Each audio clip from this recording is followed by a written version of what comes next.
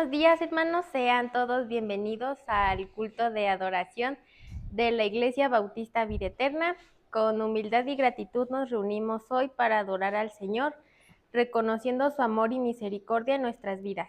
Que este sea un momento de adoración y alabanza a nuestro Señor. Gracias, Dios, por permitirnos llegar nuevamente a tu casa a escuchar el mensaje que hoy tienes preparados para todos nosotros. Te pido que bendigas a todos los presentes y que apresures los pasos de los que están por llegar. De igual manera, te pido que bendigas a aquellos que solo tú sabes por qué no pudieron asistir. En el nombre de Cristo Jesús, amén. Amén. Alegraos, oh justos, en Jehová, en los íntegros es hermosa la alabanza. Aclamad a Jehová con arpa, cantadle cántico nuevo, hacedlo bien, trayendo con júbilo. Alabemos, hermanos. Amén.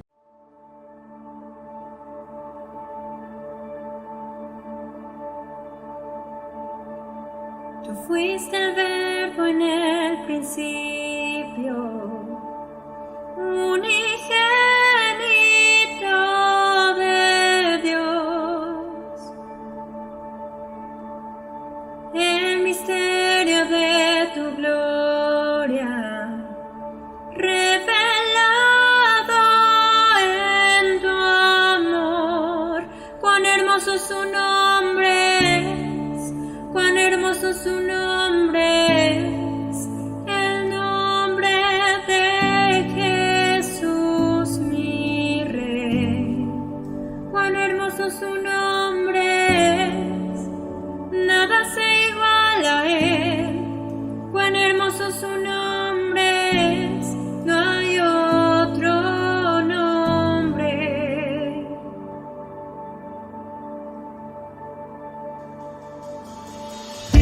Dejaste el cielo por salvarme, me viniste a rescatar. Mi transgresión tú perdonaste, nada nos separará. Majestuoso su nombre es, majestuoso su nombre es, el nombre de Jesús mi Rey. Majestuoso su nombre es, nada se iguala a él. Majestuoso su nombre es, no hay otro nombre. Majestuoso su nombre es, no hay otro nombre.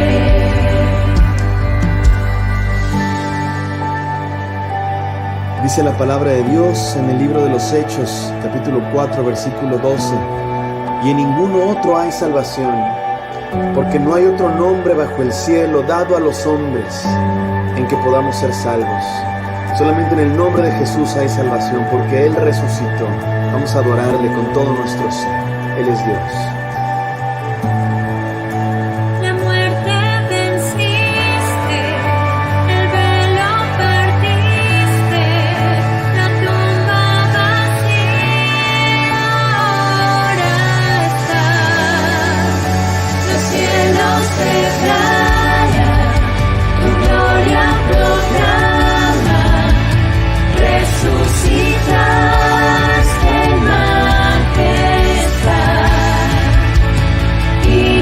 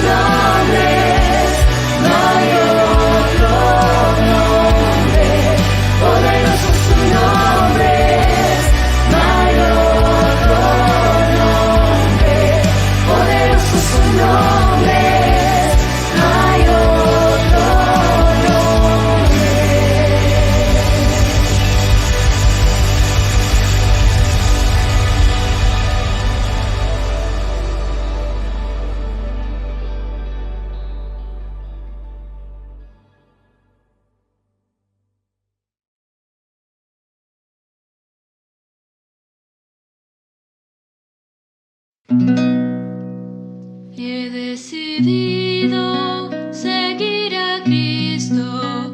He decidido seguir a Cristo.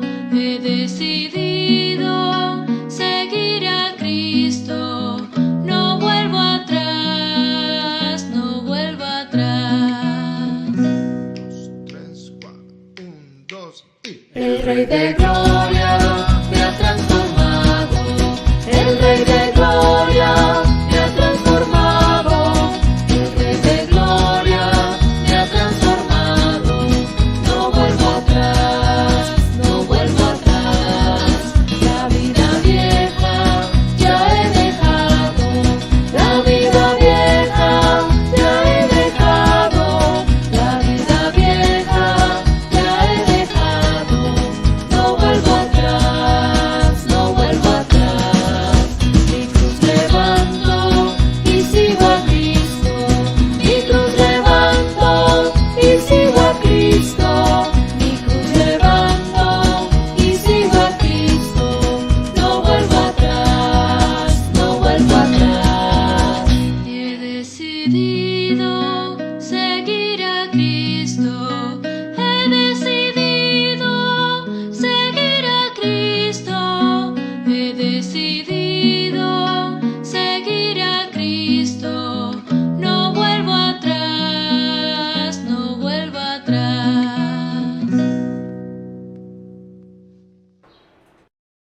Es momento de hacer nuestra profesión de fe. Así que si tienen una Biblia, ya sea impresa o digital, les pido que la levantemos con la mano derecha y digamos, la palabra de Dios contenida en este libro es la verdad que acepto creer, es la enseñanza que me comprometo a seguir y es la esperanza que me atrevo a confesar. Nada me impide recibirla, nadie evitará que la haga parte de mi vida y por ningún motivo dejaré de proclamarla. Estoy aquí para leerla, oírla y vivirla diariamente. Amén. Demos paso a nuestro pastor. Tomen asiento, mis queridos hermanos. Oigan, qué tremendo ha sido realmente este viaje que hemos hecho a través de el análisis, el estudio de diferentes familias en la Biblia. ¿Qué tal les ha gustado, mis hermanos? Hemos encontrado mucha enseñanza, ¿verdad? Muchas cosas. Y seguimos, dicen mayo, el mes de la familia, ya nos seguimos a junio, pero es que el Señor todavía tiene un montón de cosas que hablarnos. Y creo que lo que hacíamos en nuestras peticiones de oración, que no están grabadas para que salgan en internet, sino que estaban aquí en la intimidad de nuestra iglesia, muchas cosas nos quiere decir el Señor. Nos está poniendo un reto como iglesia, pero también nos está poniendo un reto como familias que tenemos que apoyarnos, como familias que debemos tener en el centro de nuestra vida, de nuestra existencia personal, pero también familiar, a Cristo Jesús. Y en base a eso, todo lo demás, nos dice la palabra, vendrá por añadidura. Fíjense que estábamos viendo y había en la red de pastores analizando pasajes y había cierta duda cuál pasaje tocaba hoy, ¿no? ¿Íbamos a ver a José o íbamos a ver a Tamar? Y entonces dijeron, no, José, para dentro de 8 días, que es el Día del Padre, y que vamos a festejarnos como varones. Estuvo padrísimo el congreso, ¿verdad? La pasamos súper bien, con mucha enseñanza, con mucha edificación, y nos toca que nos consientan la otra semana. Entonces decidimos pasar este pasaje Tamar. Y Tamar, vamos a encontrar no solamente mujeres, sino también varones que se van a identificar con estas enseñanzas que nos va a dar el Señor. Y es que la historia de Tamar, mis queridos hermanos, pareciera que está ahí puesta como que hay una discordancia en la narrativa, ¿no? Si vemos el capítulo 37 de Génesis, está cuando los hermanos atacan a José, cuando lo venden a los moabitas, cuando lo llevan a Egipto preso, cuando le presentan las vestiduras tan conocidas para su padre, llenas de sangre de un animal, y ahí queda el capítulo 37. Y luego en el 39 ya lo vemos como consejero de Potifar, siendo tentado por la esposa de Potifar, cayendo en la cárcel y después encumbrándose para que el Señor lo use para bendición de su pueblo. Pero decíamos, esa es otra historia, como decía la nana Goya. Pero ahí en el 38, ahí en medio, pues viene esta historia, como que está mal puesta, o como que decimos, bueno, ¿y por qué está ahí? ¿Qué es lo que sucede? ¿Por qué está ahí? ¿Por qué el escritor sagrado la pone ahí por inspiración divina? Sagrado porque fue inspirado por el Espíritu Santo, ¿verdad? Pero sí, ¿qué es lo que Dios entonces nos quería decir con esta parte? ¿Qué es lo que Dios nos quería enseñar en medio de la grandiosa historia de José y de su pueblo? Una historia así conexa, anexa. Hay películas que así son, si les gusta a mis hermanos, que hay una trama principal y una serie de tramas aparentemente secundarias que apuntalan a la historia grande. Hay películas bonitas, no son tan lineales, aburridas, ¿no? De que son cronológicas, o a veces los directores viajan en el tiempo hacia atrás y luego nos presentan el presente y otras cosas. Pareciera pues que el Espíritu de Dios estaba haciendo este tipo de circunstancias. Nos está narrando de José y de repente nos suelta esta historia. Y entonces seguramente algo quería Jehová, Dios, el Señor, el Padre, el Señor, enseñarnos para que quedara plasmado ahí en medio de esa gran historia grandota de José. Y así que son varios los aspectos que debemos analizar, varios los aspectos que debemos buscar. ¿Qué enseñanzas nos tiene preparados, mis hermanos? ¿Qué enseñanzas podemos tener de esto? Sí tenemos el video listo, Héctor. Entonces, bueno, vamos a ver un video corto a manera de introducción y después oramos y nos ponemos en las manos de Dios para ver qué enseñanzas nos tiene preparados. En una época de antiguas tradiciones y leyes divinas, se despliega la historia de Tamar. El nombre Tamar proviene del hebreo y significa palmera.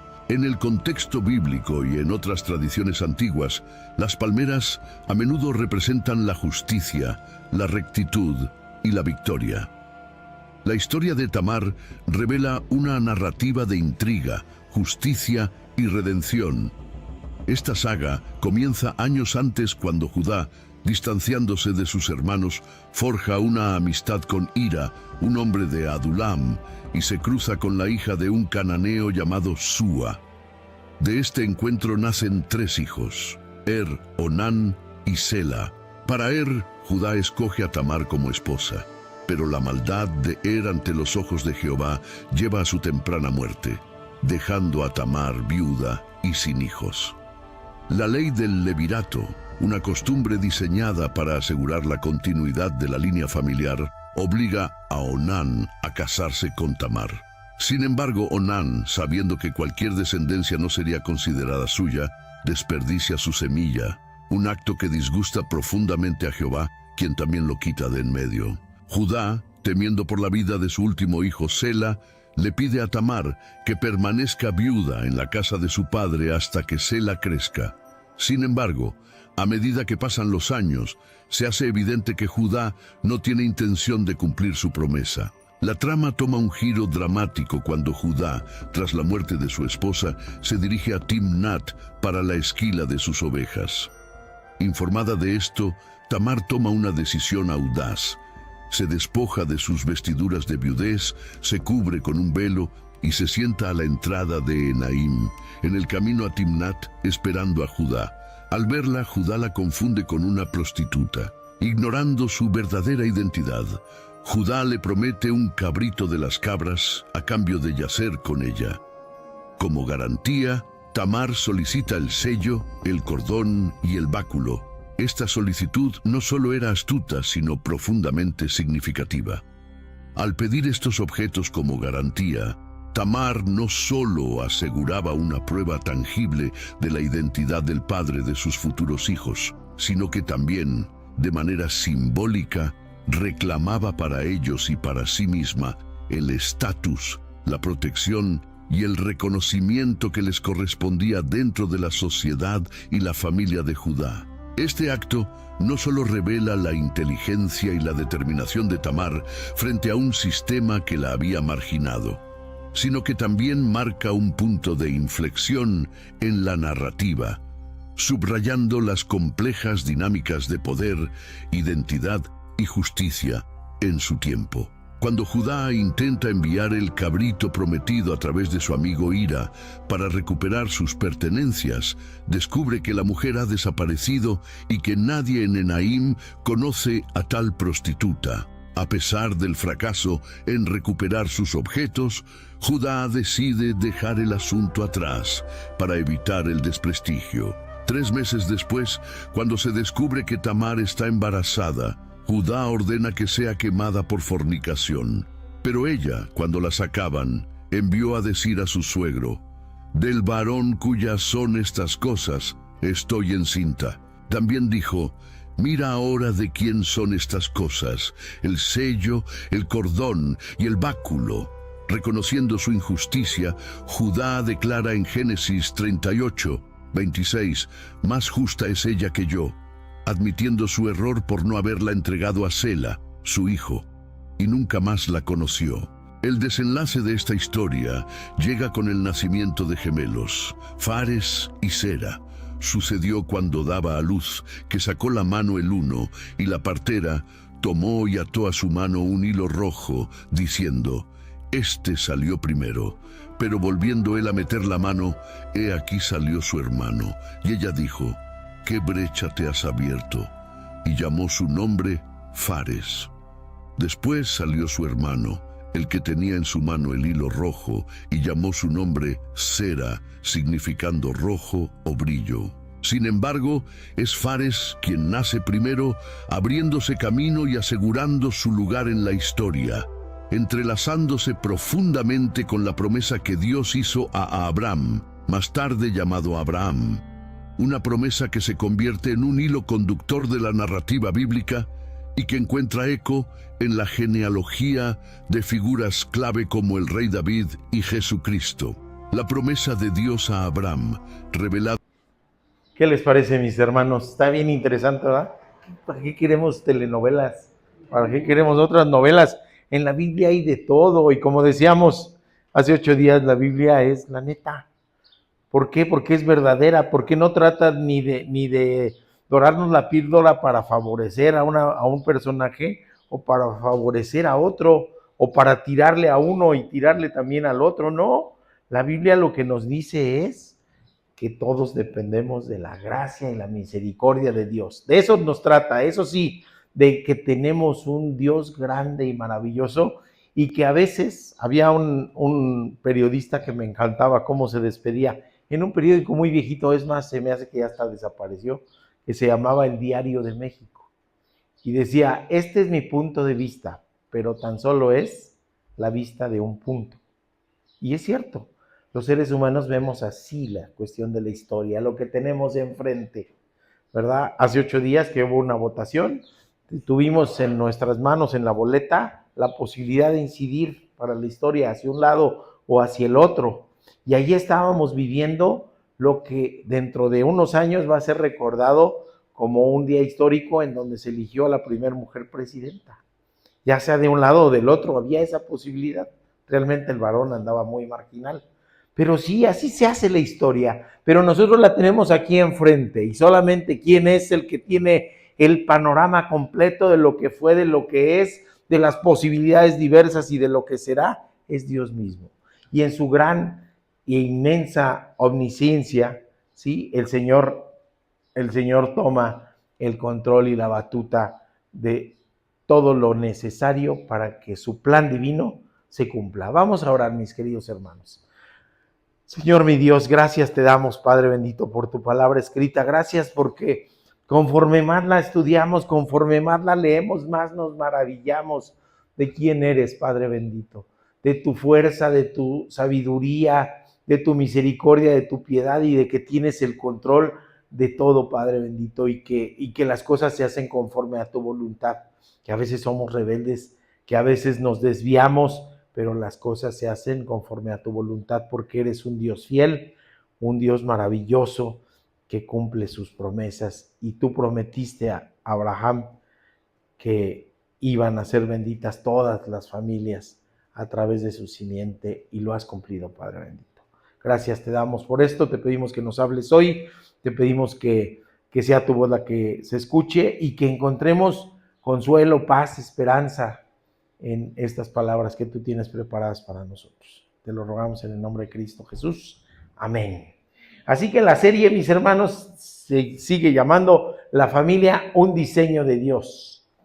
Y es sobre Tamar,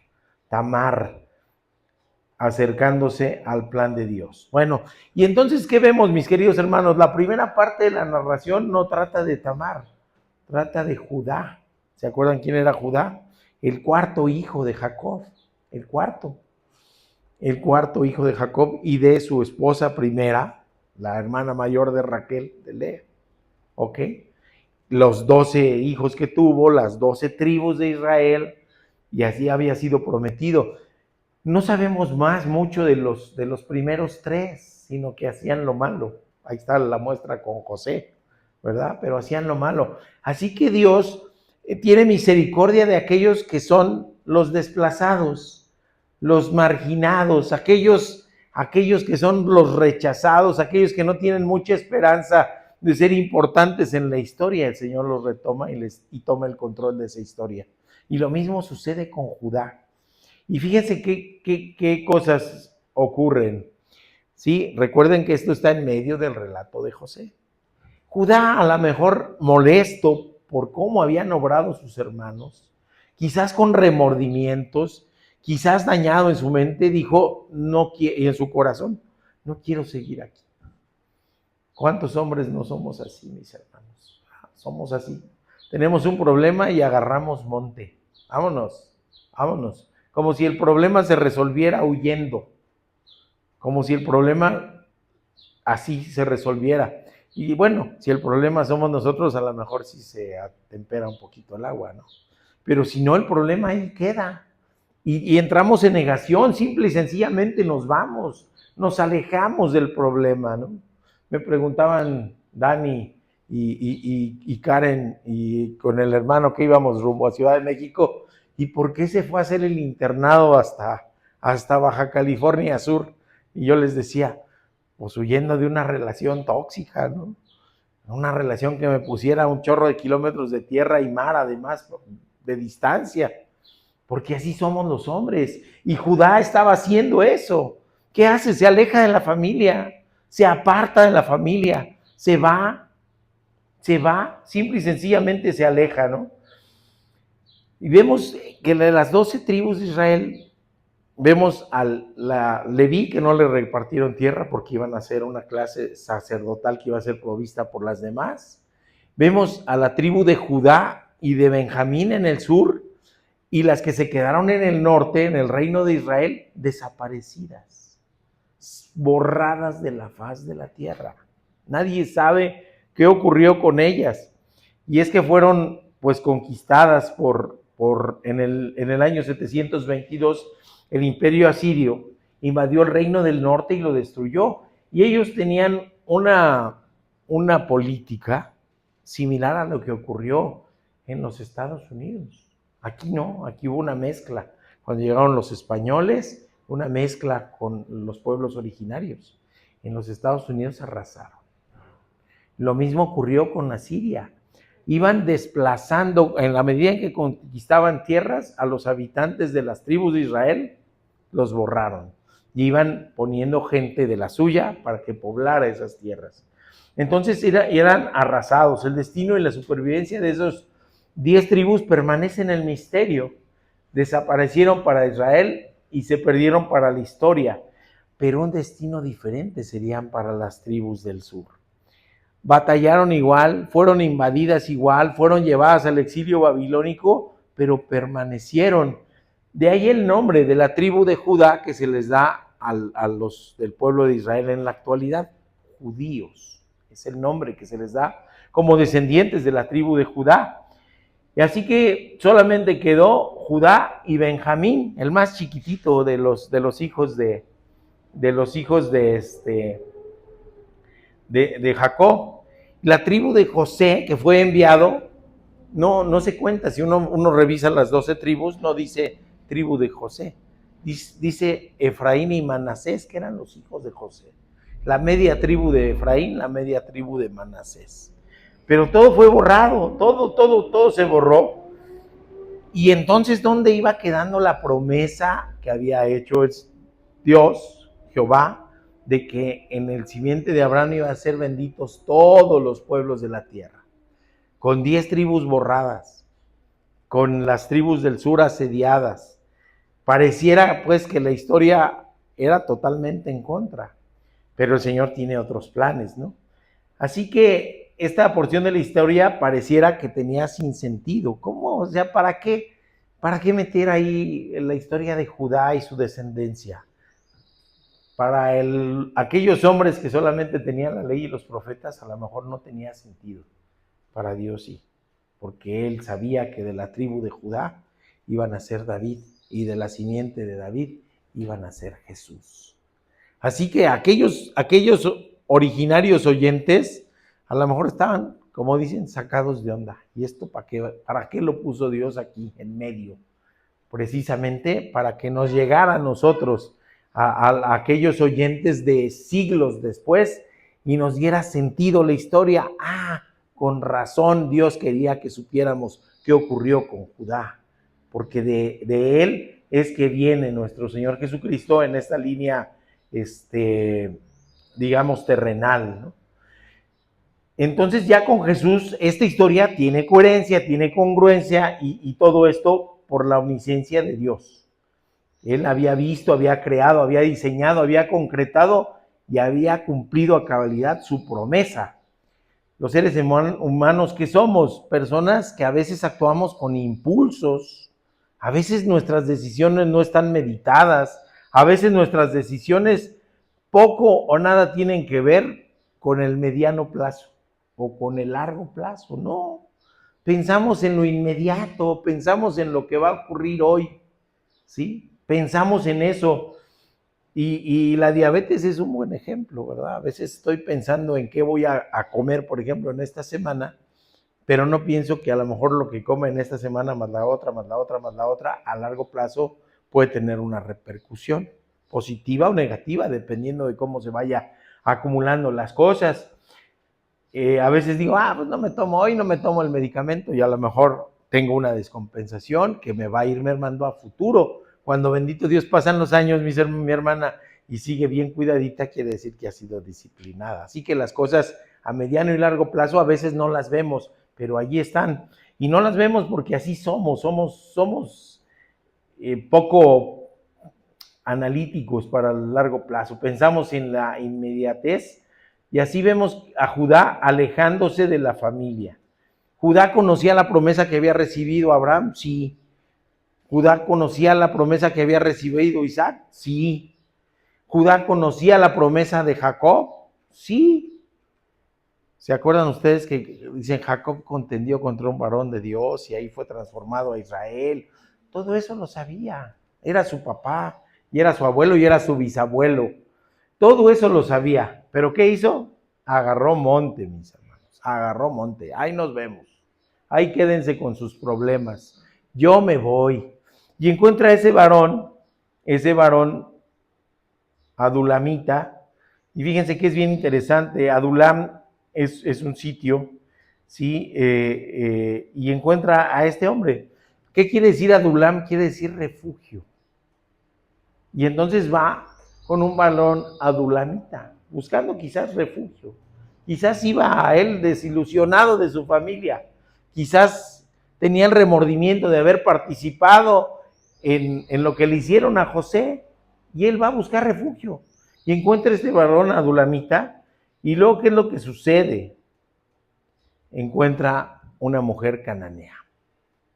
¿Se acuerdan qué le había dicho el Señor a Isaac? No busques una mujer de entre las que están aquí. Ve con mi parentela, a Padadam. Y después lo mismo ocurrió con Jacob. Allá consiguió a Raquel, a Lea y a las 2 siervas. ¿Sí? Pues ahí, fíjense, no solamente como varón agarra monte, sino también de manera consciente desobedece. Híjole, como que la historia dice, me estoy alejando del plan de Dios. ¿Sí o no parece eso? Me estoy alejando del plan de Dios.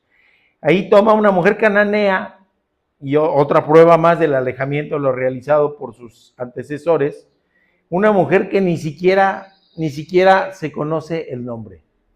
Dicen hija de Súa, y más adelante dice cuando murió Bet-Súa, Bet era hija de Súa, así se traduce. ¿Cuál era el nombre real de esta mujer cananea? No se sabe, no hay un registro.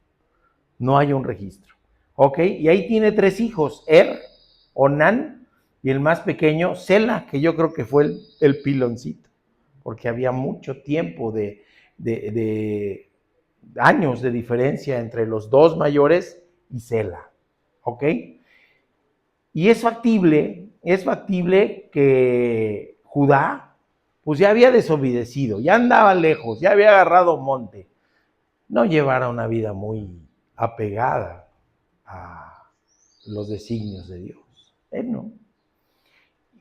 Y dice, por ejemplo, aparece la mención de que no estaba en el momento del nacimiento de Sela. Oye, no estar cuando va a nacer el hijo, pues ¿qué andaba haciendo? ¿Qué andaba haciendo el varón este? Me acordé de un tío lejano que decía que sus papás eran tan vagos y que andaban viajando, que dice, yo pensé que cuando nací no estaba ni mi mamá. Espérame, pues ¿cómo le hiciste, no? ¿Cómo que no va a estar ni tu mamá? Ahí sí está medio raro, pero no. Cuando no está el papá, pues ahí sí es factible. Ahí sí es factible, ¿verdad? Sí, el tío Carlos que nos encontrábamos en el tianguis los jueves. Así que él así decía, ¿no? ¿A dónde andaba? En Kesib, dice ahí. Kesib es un nombre que los rabinos usaban con un sentido despectivo que es similar a la raíz mentir, falsedad o cosa engañosa. Ándele. Entonces, ¿quién sabe qué andaba haciendo? No andaba en el trabajo. No. ¿Quién sabe qué andaba haciendo? Y si empezamos a ver las cosas de Judá, dice uno, oigan, como decíamos la semana pasada, qué bonita familia. No, Judá se está alejando del plan de Dios.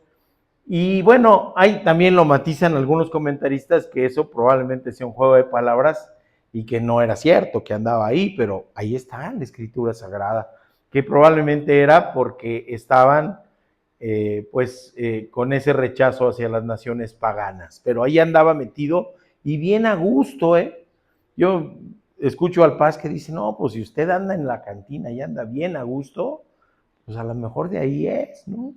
Sí, o sea, a lo mejor si anda en el mundo y está a gusto con las cosas del mundo, probablemente no le incomoden si es usted hijo de Dios. ¿Sí me explico? Judá andaba perdido. Judá, ante los problemas, huyó. Cualquier cosa que nos identifique como varones, de verdad, pues nos las tomamos muy en serio. Nos probamos el saquito a ver si nos queda, ¿verdad? Ante los desacuerdos con la familia, huye. Y en los momentos más difíciles de la familia, se ausentan. Cualquier cosa con la realidad es pura coincidencia. Hay varones así. Hay varones que rehuyen el papel que les corresponde, principalmente de ser el líder espiritual en la familia, de que su familia crezca en Cristo en base a su actuación. Y hemos delegado, mis hermanos, y por eso hablo en primera persona, en ocasiones hemos delegado esta circunstancia a la mujer. Por eso vemos más mujeres en las iglesias, ¿sí se dan cuenta? Por eso luego vemos más mujeres con una actuación más piadosa, porque nosotros, ¿qué hacemos como varones? Agarramos monte, punto. ¿Sí? ¿Cuántas veces no, en medio de una discusión, el varón dice, ¿sabes qué? Ahí te quedas. Y se sale uno de la casa, y se queda el pleito, o se queda la necesidad, porque a veces el pleito es porque no, oye, ¿qué vamos a comer aquí? Tú ya te fuiste de fiesta y no dejaste la provisión. ¿Y qué es lo que hace? Ahí te quedas. No me importa. A ver qué haces. Y entonces de eso se trata el asunto. Se trata de las tamaras o tamares que toman la batuta y de decir, voy a sacar adelante a mi familia o voy a sacar adelante el plan de Dios. ¿Por qué? Porque el varón está siendo omiso. Y después vemos otras cosas que reprocharle a Judá, más cosas que reprocharle. Primero, dicen, pues es que, bueno, el papá no es responsable totalmente de cómo son los hijos, pero resulta que el mayor algo hizo que no fue del agrado de Jehová, que es borrado. Es borrado, así, ya casado con Tamar, ¿ok? Nos dice Génesis 38:6, Judá tomó una mujer para su primogénito, esta llamada Tamar. Pero el primogénito de Judá, era malo ante los ojos del Señor, y el Señor le quitó la vida. Y entonces Judá vino a Onán y le dijo, únete a la mujer de tu hermano, cumple así con ella tu deber de cuñado y levanta descendencia para tu hermano. Era una costumbre y esta ley del levirato lo permitía, estaba en la ley, tenían que cumplir la ley para aquel entonces. ¿Cuál ley? Deuteronomio 25, 5 y 6. Se le bajó la pila, por si me lo cambias de favor. ¿Sí? ¿Qué nos dice Deuteronomio 25, 5 y 6? Si unos hermanos viven juntos y muere uno de ellos sin dejar hijo, la mujer del difunto no se casará fuera de la familia con un hombre extraño. Su cuñado se unirá a ella y tomará como su mujer y consumará con ella el matrimonio levirático. El primer hijo de ella, que de ella dé a luz, llevará el nombre del hermano muerto para que el nombre de éste no sea borrado de Israel. Entonces no sabemos qué fue lo que disgustó al Señor, no sabemos qué fue lo que generó esa molestia con él. Pero después nos encontramos a Onán, y Onán se casa con ella, pero Onán desobedece al Señor. No quiere tener descendencia con ella, no quiere tener descendencia, y lo que eso genera es una circunstancia que médicamente se llama coitus interruptus, que lo voy a decir abiertamente, es que el varón eyacule no en la mujer, sino fuera de ella, ¿sí? Fuera de ella, para evitar el embarazo. ¿Y qué es lo que sucede con eso? ¿Qué es lo que sucede? ¿Qué nos muestra esto del carácter de Onán? ¿Qué se les ocurre, mis queridos hermanos? Un terrible egoísmo. Él sabía que si embarazaba a Tamar, el primer hijo iba a llevar el nombre de su hermano y por lo tanto le iba a quitar la herencia. Iba a ser hijo de Y entonces Onán decide desobedecer a la ley, cumplirla a medias o cumplirla de apariencia. Y Onán es lleno de egoísmo, de envidia y además de una cosa terrible. Estaba utilizando a Tamar como un objeto sexual. Terrible, terrible. No estaban como pareja haciendo el amor. Era un uso que le estaba dando. Y hemos también escuchado al Paz, ¿verdad?, que dice que es inmoral usar a las personas y querer a las cosas, cuando debemos de usar las cosas y amar a las personas. Así que él estaba otra vez fallando en el plan de Dios. No hay descendencia de Judá. Y vemos que esto es en medio del egoísmo, de la vanidad, de la envidia, y de cumplir a medias la ley, cumplir de apariencia. Está escrito en la palabra de Dios estas cosas. Algo quería el Señor enseñarnos. Estas cosas que son tan íntimas, que ocurrían en la intimidad del lecho, están escritas en la palabra de Dios. Y de ahí derivado hay hasta una cosa que estuvieron viendo los psiquiatras mucho tiempo, como un trastorno, el onanismo, así se llama. Usted lo puede buscar, el onanismo, ¿sí? Como un trastorno.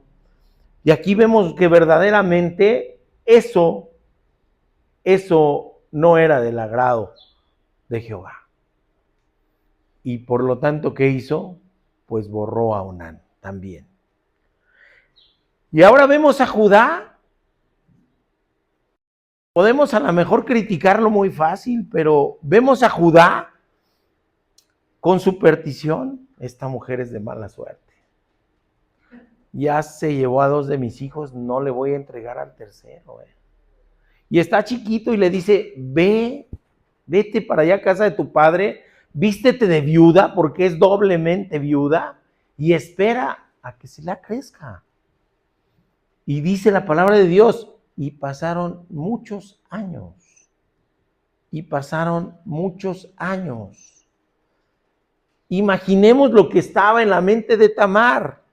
Ella sabía que necesitaba haber descendencia de Judá, y no había.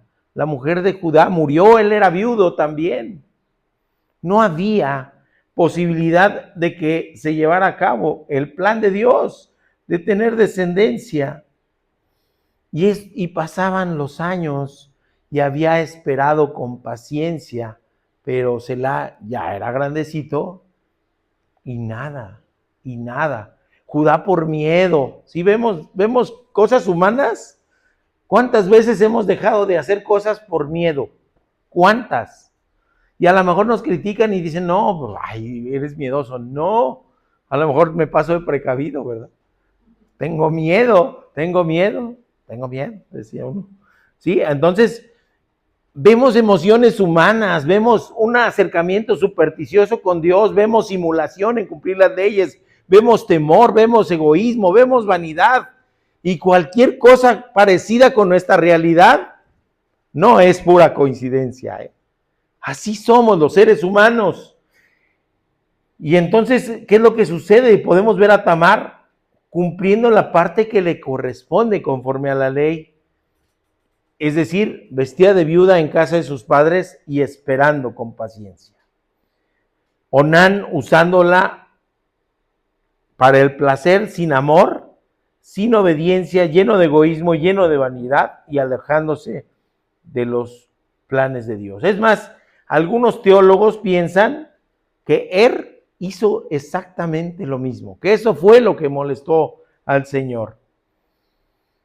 Así que, ¿qué sucede? Vemos en esta circunstancia y como que no le encontramos cuadratura al círculo. ¿Qué hacer para resolver esto? El Señor lo sabe. Y para eso utiliza a esta mujer, a Tamar. Tamar debería ser entregada pues entonces al menor, pero lo incumplió. Dice en Génesis 38, 11 y 12, entonces habló Judá a Tamar, su nuera, diciendo, permanece viuda en la casa de tu padre hasta que crezca mi hijo Sela, porque pensaba, no sea que muera él también como sus hermanos. Y Tamar se fue y permaneció en la casa de su padre. Pasados muchos años murió Bat-Sua, la mujer de Judá. Cuando Judá se había consolado, subió a Tibnán a los esquiladores de sus ovejas, él y su amigo Hira, el adulamita. Es interesante que la palabra de Dios nos muestra a una promesa aplazada, es una promesa incumplida. Si te quiero, ¿cuándo nos casamos? Espérame tantito, nomás que junte para comprar un carrito. Y van y pasan 10 años de noviazgo, ¿no? 12 años de noviazgo, 15 años de noviazgo. Una promesa aplazada es una promesa incumplida. ¿Cuándo? ¿Verdad? ¿Cuándo hay que cumplirlo? Entonces, Judá desobedece a Jehová y es Tamar la que actúa. ¿Y qué es lo que decide? Por eso este sermón va dedicado a mis hermanas, luchonas, aquellas que han sufrido el incumplimiento de las promesas, aquellas al que el varón se ha alejado, aquellas en el que el varón no ha querido tomar el papel que le corresponde de jefe de familia. Es para ustedes, mis queridas hermanas, esto. ¿Qué hace Tamar? Decide tomar riesgos. Planea y actúa con astucia y con inteligencia. Resuelve ante la inacción de su suegro. Asegura la descendencia de Judá y toma toda la problemática bajo su batuta. ¿Y dónde vemos que esto resultó? Está inscrita en la genealogía de Jesús de Mateo. Oye, ¿cómo que hay mujeres en esa genealogía? Si no se tomaba ni en cuenta, ni sabemos el nombre de la esposa de Judá. Entonces, hay mujeres importantes en la genealogía de Jesús que nos muestran su gracia, su misericordia y el plan divino de salvación. Es hermoso esto realmente. ¿Qué nos dice Génesis 28 del 13 al 18? Avisaron a Tamar diciendo, he aquí que tu suegro sube a Tibnam a esquilar sus ovejas. Entonces se quitó su vestido de viudez, fíjense, tenía desde muchos años, pero estaba vestida con su vestido de viudez. Había sido obediente, había sido paciente, ¿sí? Se cubrió con un velo y se envolvió con un manto y se sentó en la entrada de Naim, que está junto al camino de Tibnam, porque veía que Sela había crecido, pero que ella no había sido dada por mujer. Entonces la vio Judá y pensó que era una prostituta, porque había cubierto su cara, y le apartó del camino hacia ella y le dijo, ven, deja que me una a ti, pues no sabía que ella era su nuera. Y ella dijo, ¿qué me darás si te unes a mí? Y él respondió, te enviaré un cabrito del rebaño. Y ella dijo, tienes que darme una prenda hasta que me lo envíes. Y él les dijo, ¿qué prenda te daré? Ella le dijo, tu anillo, tu cordón y tu bastón que llevas en la mano. Él se los dio y se unió a ella y ella concibió de él. Oiga, el anillo del sello, ¿se acuerdan que el Paz nos habla recientemente de carácter? Ese anillo era único e irrepetible. El cordón de su ropa y su báculo, el signo de poder.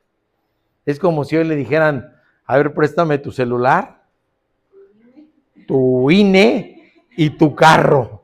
No, pues sí, ¿verdad? Y me firmas además de que estás entregando esto voluntariamente, ¿no? Así. Antes decían que el caballo no se prestaba, pero pues ya no se usa el caballo, ¿no?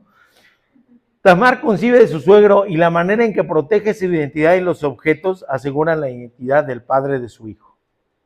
Es juzgada, fíjense. Tamar es juzgada. Y no él. ¿Se acuerdan en qué otra circunstancia el varón no es juzgado?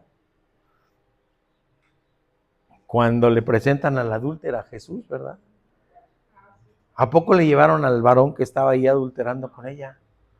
No, crucifícala, casi le gritaban como le gritaron al Señor. No, pero querían lapidarla con piedras a ella. Y la otra parte, bien, gracias, ¿no?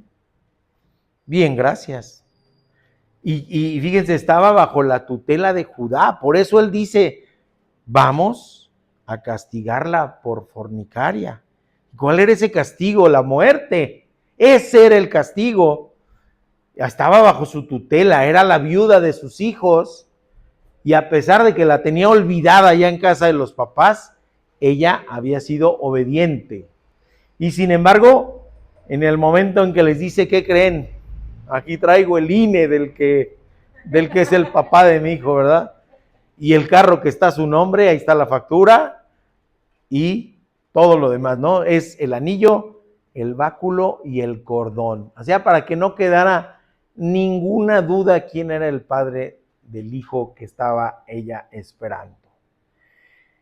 Así que ella toma lo necesario, ella meditó, ella pensó, ella hizo esto que ahora nos podemos escandalizar, ¿verdad? ¿Cómo? Con el suegro se sabía que ella era y lo hizo a propósito, no. Pero ¿dónde andaba el suegro, verdad? ¿Dónde andaba? A ver, ¿dónde andaba? Por eso les digo, parece que la vida de Judá no era muy piadosa, era muy licenciosa. Y ella lo sabía, ella lo sabía, ella conocía la manera de vivir de Judá y ella decidió hacer lo necesario para asegurar la descendencia de Judá. Tan él no lo sabía que no la volvió a tocar. Tan él no lo sabía que cuando es enfrentado con la realidad dice, ella es más justa que yo. Y entonces nos preguntamos, ¿qué es la justicia? Ya no vista desde el punto de vista legal. ¿Qué es la justicia? Acercarnos al plan de Dios. Si usted quiere actuar justamente, acérquese al plan de Dios. Porque la voluntad de Dios es buena, agradable y perfecta y no nos va a llevar hacia el mal. ¿Es cierto? Y aquí vemos una mujer luchona, una mujer que decidió tomar la batuta de su familia, una mujer que decidió tomar la promesa de Dios de una descendencia fuerte para inscribirse en el libro de la genealogía de nuestro Señor. Así que, no, pues es una mujer admirable. Dice Génesis 38, 25 a 30, cuando era sacada, ella envió a decir a su suegro, del hombre a quien pertenecen estas cosas, estoy encinta, y añadió, mira pues de quién son estas cosas, el anillo, el cordón y el bastón. Y entonces Judá lo reconoció y dijo, más justa es ella que yo, porque no se la he dado a mi hijo Sela, y no volvió a tener relaciones sexuales con ella. Y aconteció que al tiempo de dar a luz, he aquí que había mellizos en el vientre de Tamar, y cuando ella daba a luz, sucedió que uno de ellos sacó la mano, la partera lo tomó y ató a la mano un hilo rojo, diciendo, este salió primero. Teníamos controversia cuando estábamos leyendo el pasaje, Caro y yo, porque dice, sí salió primero. No, pues nada más la mano. No, el otro nació primero. El otro salió primero. Pues salió agarrado del talón. Pero aquí ocurrió algo bien interesante. No nació primero. Pensó la partera que iban a hacer primero, le amarró el cordoncito y que se mete. Y el otro fue el que ganó. Ok, el otro fue el que ganó esa carrera. Por eso el nombre que le pusieron, Fares, que dice abriste brecha. Fares quiere decir el que abre brecha. Es el primogénito.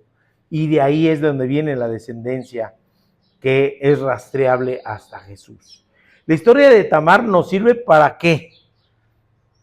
Para mostrar nuestra ignorancia como seres humanos, pero también para mostrarnos la gracia de Dios, la magnificencia de Dios, su omnisciencia, el que Él tiene todo bajo control, el que Él conoce las cosas y que hay necesidad de acercarnos al plan de Dios. Podemos preguntarnos, ¿Tamar sabía lo que iba a ocurrir a futuro? Seguramente no. Seguramente no. Pero es una mujer extranjera. Pero es una mujer que estaba dispuesta, más dispuesta que Judá, a cumplir la ley y a obedecer. Y en base a eso, hace todo lo demás que pudiera ser muy cuestionable en nuestros días. Pero Tamar se gana su lugar. Hay 5 mujeres en la genealogía de Jesús. Y cuando analizamos la genealogía de Jesús que aparece en Mateo, entonces nos podemos dar cuenta de lo maravilloso que es nuestro Dios, de lo grandioso que es nuestro Dios, que ahí hay gracia, que ahí hay misericordia. Ser hijo de Dios, hoy menos que antes, no tiene que ver con una raza, no tiene que ver con un origen étnico, no tiene que ver con una religión. Ser hijo de Dios es creer en Jesucristo. Y estas mujeres que aparecen ahí, 5 mujeres en la genealogía del Señor, sí, es raro que aparezcan porque en las genealogías hebraicas ni siquiera se tomaba en cuenta el nombre de la mujer. Pero que estén ahí, 3 mujeres además son culpables de inmoralidad. Tamar, Rahab y Betsabé. Las 3 podrían ser acusadas de inmoralidad y ellas están en la genealogía de Jesús para mostrarnos la gracia, para mostrarnos la misericordia, para mostrarnos que, como decía Pablo, no hay acepción de personas, ya no son ni griegos ni judíos ni gentiles. Ya no son varón y hembra, son hijos de Dios. Somos hijos de Dios si creemos en Jesucristo. Así que estas tres mujeres podrían ser bien cuestionables. La otra, Ruth, era una gentil, y la otra, María, la mujer en la que se encarnó nuestro Señor. ¿Y qué sucedió? ¿Qué sucedió con María? También podía ser juzgada por fornicaria, ¿sí o no? Sí, porque estaba encinta del Espíritu Santo sin haber conocido varón. ¿Cuál era el destino? La muerte. Y así como obró en el corazón de Judá para reconocer su injusticia, así obró en el corazón de José para reconocer que esto venía de Dios. Podemos ver entonces que no hay exclusividad de raza y que es la obediencia y la fe, la redención es el plan de Dios, el perdón y la justificación. El plan de Dios es al que tenemos que ceñirnos y es un plan de misericordia, de paz, de concordia, de salvación, de justificación. Ese es el plan de Dios. Y cuando vemos, como lo que platicábamos antes del sermón, injusticias, no podemos quedarnos con los brazos cruzados. No podemos quedarnos con los brazos cruzados y tenemos entonces que actuar como iglesia para bendecir a través de nosotros, instrumentos imperfectos, lo que Dios tiene reservado. ¿Para quién? Para lo que nos está mostrando, los más débiles, los más necesitados, los que más requieren de misericordia, los que más requieren de piedad. Y nosotros debemos de dejar a un lado todo lo demás y ser instrumentos de la misericordia de Dios. Por eso les decía yo, como iglesia tenemos un reto en la actualidad, ahorita. Tenemos que mostrar el carácter de esta mujer luchona, de Tamar, de tomar el toro por los cuernos y estar dispuestos a creer expectativas en donde parece que no las hay. Una mujer piadosa, paciente, valiente, osada, decidida, una mujer dispuesta a cumplir su parte en el plan de redención, en el plan de salvación. ¿Y saben qué me fascina, mis hermanos? Que aquí hoy hay varias mujeres de esas.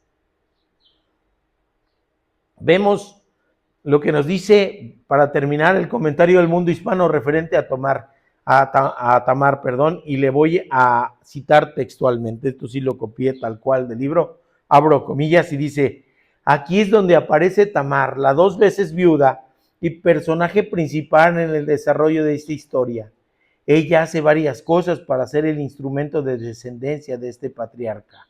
Primero, espera un tiempo suficiente para el cumplimiento de la promesa de casamiento con el tercer hijo, pero pronto se da cuenta que ello no ocurrirá. Segundo, toma la decisión de quedar encinta del mismo Judá. El relato bíblico no menciona la motivación de esta decisión tan riesgosa y de dudosa moralidad.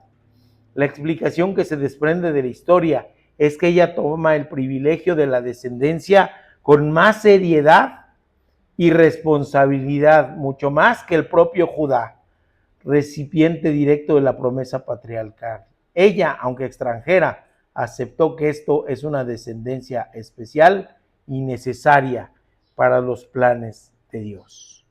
Y por eso, cierro las comillas, por eso les digo, mis hermanos, tenemos mujeres hoy aquí, y espero también las que nos vean en internet, que se sientan identificadas de decir: tomé a mi descendencia con responsabilidad y seriedad, a pesar del varón que estaba con la posibilidad de cumplir con esto. Y qué bendición, mis queridos hermanos, qué bendición para sus hijos e hijas, qué bendición, porque ahorita podemos ver eso. ¿Qué harían si no las tuvieran? ¿Qué harían si no hubieran estado? ¿Qué harían si no hubieran sido instrumento de bendición para los hijos? Por eso las mujeres luchonas son hijas de Dios y por eso están inscritas en el libro de la descendencia de Abraham y en la genealogía de Jesús. Lo podemos ver, no es cuestión de raza, es cuestión de fe. Y ahora tenemos el panorama completo porque ahora sí tenemos el libro completo, la revelación completa. Y ahora sí podemos entender que había un plan divino y que el Señor iba a hacer lo necesario para que su propio plan se cumpliera. Podemos encontrar esto. Hay una mujer allí, como muchas de las mujeres que hoy luchan día a día por las omisiones de los varones. No con cualquier acción, sino realmente poniendo el pecho para las balas, mis hermanas. Por eso, fíjense la sabiduría que viene en Proverbios, y con esto cierro. El temor del Señor es el principio del conocimiento. Los insensatos desprecian la sabiduría y la disciplina. No actuemos con insensatez. Ciñámonos a la sabiduría de Dios y de Él tomemos para que seamos bendecidos en nuestra vida. Oremos, mis queridos hermanos. Señor, mi Dios, gracias te damos, Padre bendito, gracias porque a través de estas historias nos das tanta enseñanza, Padre. Y tu palabra es tan vigente como lo fue entonces, Padre bendito, gracias. Gracias por esas mujeres que ofrendan su vida para que sus hijos, sus hijas tengan lo necesario, Padre bendito. Gracias por esas mujeres que se desvelan, que trabajan doble. Gracias por esas mujeres que han tomado la batuta de la construcción de su hogar, la batuta de la contribución para ser más allá de una ayuda idónea, ser la idónea que tú has pensado, Padre bendito, para que sean a través de ella bendecidos los hijos y las hijas y el resto de la descendencia, Padre. Quizás este sermón no hubiera estado bien para mayo 10, pero Padre, tú nos hablas y nos has hablado en esta serie y te pedimos que lo sigas haciendo, Padre bendito, que tu palabra nos estimule, nos dé esperanza, nos dé tranquilidad, nos dé paz y nos dé la certeza de que tú ves, Padre bendito, tú ves todo lo que ocurre a nuestro alrededor y que no estamos solos, Padre, que tú estás con nosotros, que tú caminas con nosotros y que tú nos invitas a caminar el camino iluminado por nuestro Señor Jesucristo para hacer tu voluntad y no la nuestra. Gracias, Padre, por todo esto. En el nombre de Cristo Jesús te oramos. Amén y amén. Vamos de pie a que digamos nuestro texto lema y que nos despidamos con una alabanza. Hasta que todos lleguemos a la medida de la estatura de la plenitud de Cristo. Efesios 4:13. Alabemos, mis hermanos.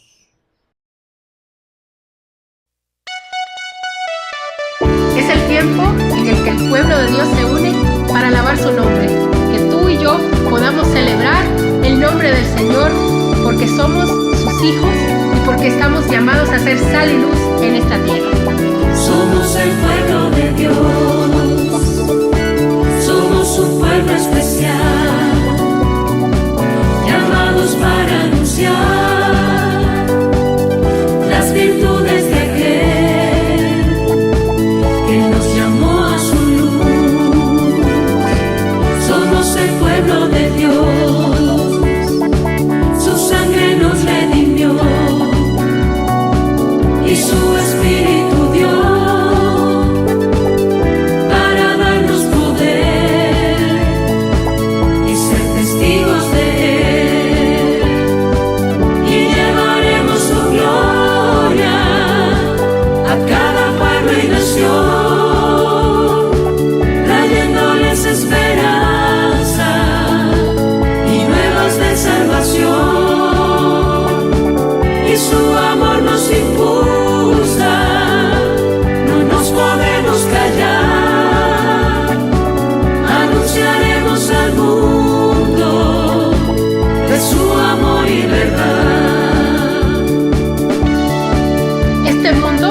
Necesitado de esperanza y nosotros, el pueblo de Jesucristo, podemos traer esa esperanza. No nos cansemos de proclamar su palabra a cada pueblo, a cada nación.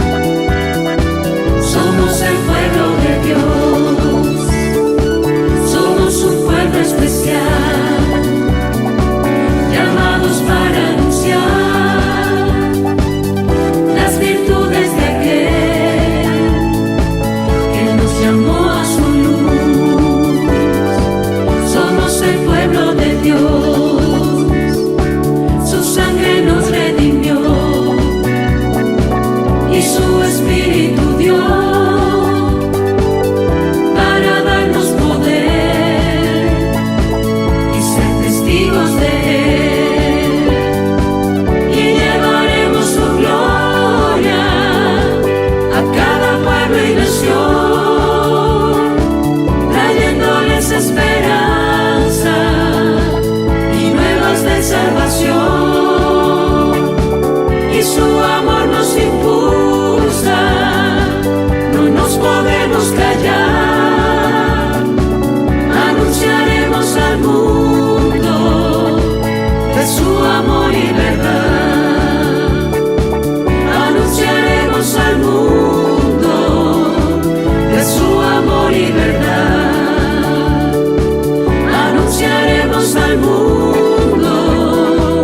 su amor y verdad.